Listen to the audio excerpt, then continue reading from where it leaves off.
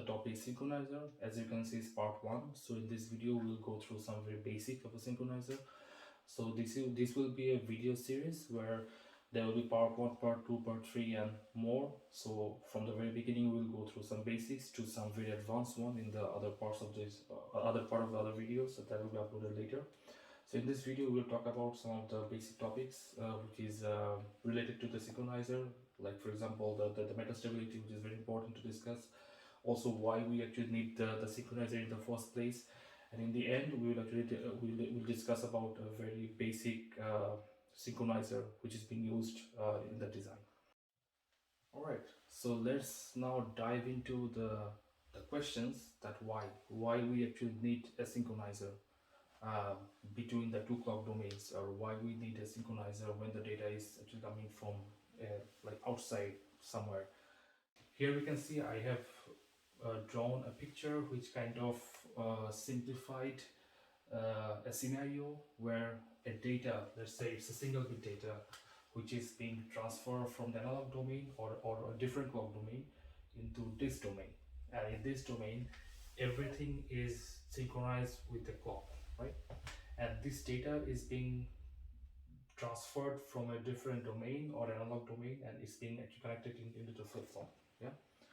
Now, here we didn't use a synchronizer yet, and we want to discuss actually that what will happen if we do not use a synchronizer here. Now, let's see the timing diagram here. So I have drawn the clock and the data, and as you can see I have drawn it with the rise and the fall time. So it's not just a 1 and 0, we have a rise time and the fall time, and this is actually very important here, and that is because the rise time and the fall time and this window actually matters in this case. So as you can see we have a clock, and the data is being captured on the positive edge of the clock, and then as you can see that now the data is actually propagating. As we know that the data is not synchronized with this clock, that means that the data can change at any time step. It will not follow the setup time and the hold time of this clock, because this data is not being produced with the clock in this domain. So the timing condition of this data is unknown to this clock, right? So what will happen? So first of all, you can see that we have a data. First of all is 0, and then at this time step it is going to 1, right? And it's going to 1, that means that in a real world, right, where we have really a voltage level is going from 0 to VDD. And as you can see that the change happened in this time step, and we have a clock, the positive clock edge here. So before the positive clock edge arrives here, we have enough time that the data is stable. That means that the data would be captured successfully on this clock edge, and after some delay we will have a 1 here on the queue. So there is no problem, right? But let's assume the next step. In the next clock cycle, when we have a rising edge of the clock, the data is changing really at the same time. So the data is not following the setup time and hold time, and this is normal because as we have talked about, this data is actually coming from an outside domain, let's say an analog domain, and they will not care about the setup time and hold time, right? So what will happen that if the data is changing right here into this time step, then the clock will still see a 1 because the data is not stable. So the clock will either see a 1 or a 0 according to the level this data holds right at that time. So that can be either 0 and that can be either 1. So it means that according to the clock edge, if the data is not stable enough according to the setup time and the hold time, so what the setup time and the hold time says is that before the clock edge appears, the data has to be stable, right? It cannot change. And also after the clock edge appears, the data has to stay stable for a certain time, and that's for the whole time. And if that is not met here, or that is not followed here, we call this state as a metastability. So because the data is not stable and it's metastability, so the data can be either 1 or 0, and that is according to the levels. If the level is near to 1, then the data would be, let's say, captured as 1. If the level is goes to 0, then it can goes to 0.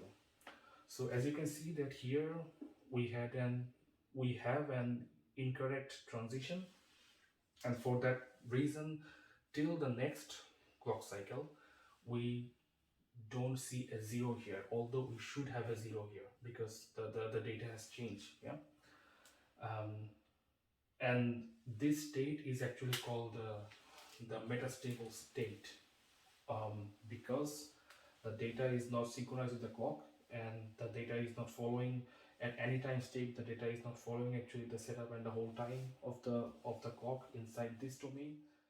Let's discuss that, why this is a huge problem. Yeah.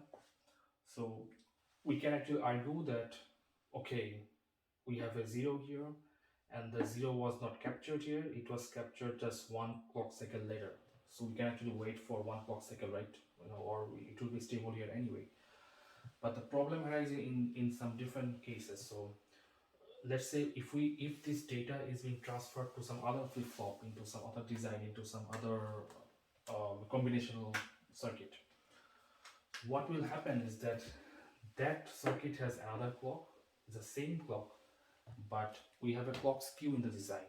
And the clock skew means that if we have one flip-flop here, and if we have actually another flip-flop here, the clock in the RTL, or let's say in the behavioral model, this clock are the same, but in the physical world they are not actually the same, because they have some delay between them, because of the parasitics and everything. So this is called actually the clock skew, because we have the clock tree, and in the different part of the whole design, the clock will arrive earlier or later, and this difference is actually called the clock skew. So what will happen in this case, you can see that in this flip-flop we have a clock which is like this, but the same data is going actually to another flip-flop which has a clock like something like this, where the clock is delayed, right?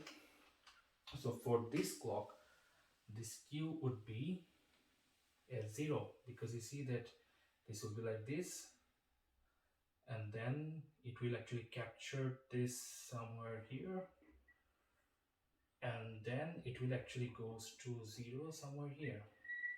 And that is because you can see that because of the clock skew here, we already have the data which is stable before the clock edge appears enough time. And that is why it means that in some part of the design we will have a 1, which is means in this queue we have a 1, and in other part of the design we'll have a 0. And that is the main problem, because if we do not have a synchronizer, that means that you have a data which is for one flip-flop is being captured as 1, in another flip-flop it can be captured as 0. And if that happens, that means that we have a real issue, because in one part of the design we have 1, and in another part of the design the same data signal is being 0. So it can cause many issues with the algorithm and the state machine that you have in the design. And that is why we need a synchronizer, so that the end of the flip-flop, the first flip-flop which captures the data, is stable, is not metastable in the design. And that is why we actually need a synchronizer, so that because of the clock skew and everything, we will not have a different level of the same data, so that our algorithm that the system runs will not actually hamper. Alright, so now let's talk about the solution here. So how we can solve this, how we can actually solve this issue with the metastable, and how we can make sure that our data would be valid when it is being captured into the design, right? So one of the solution is called this N stage synchronizer, and this N here in the bracket I wrote 2 because the two stage synchronizer is the most common one. It is being used in most of the design. You can also use 3 stage, 4 stage according to the parameter called the mean time before failure, which I will discuss later why it is important.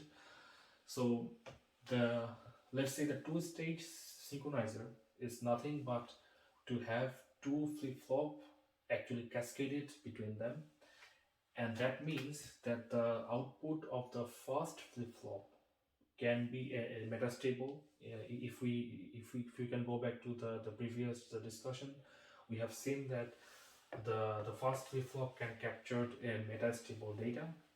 However, because this data would be later synchronized, so because this data is being captured with the first clock, and then this data is being again captured with the second flip-flop, that means that in the end the data would be stable. And if you can see in the timing diagram, you can see it much better because you can see that here is a clock, and this Q bar is actually the metastable signal that we discussed. That means that here we have a clock edge, and here we have a transition which is really near to the clock edge, and then you can see there is a metastable data, but you can see that the Q is never actually metastable because the Q, this FF2 will make sure that the data is being captured always with a stable value. And the solution means that we will never use this Q bar, this signal here, in any of the design at all. We will only use this signal. So when we capture this with a synchronizer, then we will actually will propagate this signal into all other design. So that means that our signal will always have a stable and valid data in the whole design. And that is actually one way to solve this synchronization issue and the issue with the metastability. Now let's dive into that the MTBF, the mean time before failure, and why we actually need this MTBF basically. So as you can see that this solution is very good when the data is being stable for a long time. So for example, let's say the data is being changed here for 2 clock cycle, right? After 2 clock cycle, and then it is mostly stable. So this data is, it can be anything. It can be like